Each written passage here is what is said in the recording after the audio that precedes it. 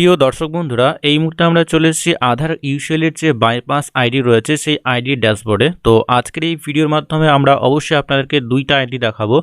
এই সমস্ত আইডিতে আপনারা কিভাবে কাজ করবেন তার সম্পূর্ণ প্রসেস আমরা দেখাবো। প্রথম যে আইডি বা প্রথম আইডিতে আপনারা খুব সহজেই কিন্তু আধার কার্ডের সাথে মোবাইল নাম্বার লিঙ্ক করিয়ে নিতে পারবেন। দ্বিতীয় যে আইডি রয়েছে, আধার কার্ডের আপডেটের সাথে সাথে আপনারা বাচ্চাদের নতুন আধার কার্ডের জন্য কিন্তু অ্যাপ্লিকেশন বা আবেদন করতে পারবেন। আজকের এই ভিডিওর মাধ্যমে সম্পূর্ণ প্রসেস আমরা দেখে নেব কিভাবে এই সমস্ত আইডিগুলোতে কাজ হয়, কোন কোন সার্ভিসের জন্য কত টাকা পে করতে হয়, এবং কিছু কিছু আইডি রয়েছে হয়তো পয়েন্ট আপনাদেরকে পারচেস করতে হয়, এবং কিছু কিছু আইডি রয়েছে এই সমস্ত আইডিগুলোতে কিন্তু প্রত্যেকটা কাজের জন্য একটা ফি থাকে, সেই ফি আপনাদেরকে পেমেন্ট করতে হয়। এবং এই সমস্ত আইডিতে যদি আপনি অ্যাপ্লিকেশন বা আবেদন করেন সেক্ষেত্রে এই সমস্ত কাজগুলো অ্যাপ্রুভ হতে কতটা সময় লাগে তার সমস্ত কিছু নিয়ে কিন্তু আমরা আজকের এই ভিডিওতে চলে এসেছি। তো চলুন বন্ধুরা, ইন্টারেস্টিং ভিডিওটি শুরু করা যাক। আপনারা অবশ্যই বাঁ দিকে চলে আসবেন, বাঁ দিকের মেনুতে দেখবেন অ্যাড কাস্টমার বলে একটা অপশন রয়েছে, এইখানে আপনারা ক্লিক করে দেবেন। এইখানে ক্লিক করা মাত্র এই ধরনের পেজ আপনাদের সামনে চলে আসবে। কাস্টমারের সমস্ত ডিটেলসটা এখানে দিতে হবে। আধার কার্ডের সাথে মোবাইল নাম্বার লিঙ্ক করার জন্য অবশ্যই আপনাকে 60 টাকা পে করতে হবে। কাস্টমারের full name, father's name, date of birth, Aadhaar number, mobile number এবং ইমেল আইডি সমস্ত কিছু এখানে সম্পূর্ণ সঠিকভাবে দিতে হবে। দেওয়ার পরেই কিন্তু কাস্টমারের ফিঙ্গার এখানে স্ক্যান করতে হবে।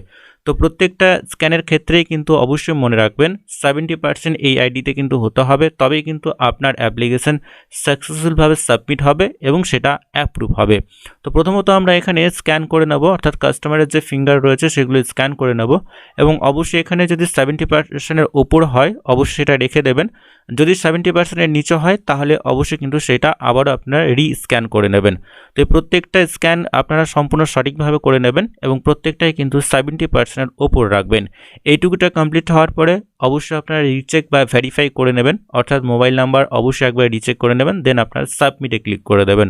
সাবমিটে ক্লিক করা মাত্রই পরবর্তী স্টেপে সাকসেসফুলভাবে আপনার অ্যাপ্লিকেশন সাবমিট হয়ে যাবে এবং সেইটা প্রথমত পেন্ডিংয়ে থাকবে, অর্থাৎ এখানে এই ধরনের লিস্ট আপনারা পেয়ে যাবেন, নেম, আধার নাম্বার, মোবাইল নাম্বার, এই সমস্ত কিছু এখানে থাকবে। তো প্রথমত এই যে রিমার্ক রয়েছে সেইখানে কিন্তু পেন্ডিংয়ে থাকবে, 2 থেকে 3 দিনের মধ্যে সেটা অ্যাপ্রুভ হয়ে যাবে এবং অবশ্যই কিন্তু আপনার আধার কার্ডের সাথে মোবাইল নাম্বার লিঙ্ক হয়ে যাবে। দ্বিতীয় যে আইডি আমরা দেখাবো সেই আইডির মধ্য দিয়ে এই সমস্ত কাজের সাথে সাথে কিন্তু খুব সহজেই আপনাদের যে চাইল্ড এনরোলমেন্ট সেটাও করতে পারবেন। প্রথমত লগইন আইডি, পাসওয়ার্ড আমাদেরকে এখানে দিতে হবে। দেওয়ার পরে আমরা লগইনে ক্লিক করে নেব। লগইনে ক্লিক করা মাত্রই পরবর্তী স্টেপে, অর্থাৎ পরবর্তী যে ড্যাশবোর্ড রয়েছে এই ধরনের ড্যাশবোর্ড আপনাদের সামনে চলে আসবে। তো এই আইডির মধ্য দিয়ে আপনারা address, mobile number, DOB, gender, name এই সমস্ত কিছু কারেকশন করতে পারবেন। তার সাথে সাথে বাচ্চাদের যে নতুন আধার কার্ড সেইগুলোও কিন্তু আপনারা অ্যাপ্লিকেশন করতে পারবেন। তো এই সমস্ত বাইপাস আইডিতে কিন্তু যে সমস্ত কাজগুলো হয়, তো এখানে যদি আপনি 100টা কাজ করেন তার মধ্যে কিন্তু কিছু কাজ রয়েছে যেগুলো রিজেক্ট হয়ে যায় বা হয় না, সেক্ষেত্রে যে পেমেন্টটা আপনি করেছেন সেটা অটোমেটিকভাবে আপনার ওয়ালেটে চলে আসে বা চলে আসবে বা রিফান্ড হয়ে যায়। অবশ্যই অ্যাড্রেস যদি আপনি অ্যাপ্লিকেশন করতে চান বা আপডেট করতে চান, অ্যাড্রেসে ক্লিক করে সমস্ত ডিটেলসটা আপনাকে ফিল আপ করতে হবে।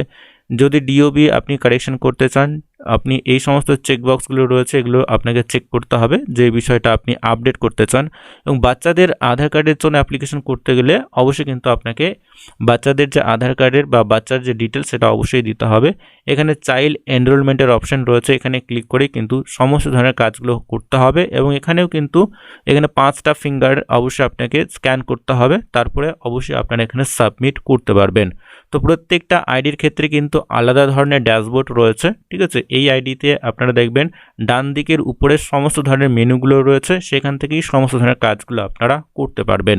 তো আজকের এই ভিডিওর মাধ্যমে সম্পূর্ণ বিষয়টি আপনাদেরকে আমরা দেখিয়ে দিলাম কিভাবে বাইপাস আইডিতে কাজ হয় এবং এই সমস্ত আইডিগুলোকে নেওয়ার জন্য কোনোরকম কোনো ফি আপনাদেরকে পেমেন্ট করতে হয় না এবং এই সমস্ত আইডিগুলো নেওয়ার জন্য কোনোরকম কোনো ডকুমেন্টসের কিন্তু প্রয়োজন হয় না। তবে এই সমস্ত আইডিগুলোতে কাজ করা কিন্তু ঠিক নয়, অর্থাৎ এই সমস্ত আইডিগুলো কিন্তু লিগ্যাল নয়। এবং এই সমস্ত আইডিগুলোতে কিভাবে কাজ হয়, কোন কোন ধরনের সার্ভিস আপনারা এই সমস্ত আইডি থেকে পেতে পারেন তার সমস্ত কিছু নিয়েই কিন্তু আজকের এই ভিডিওটি।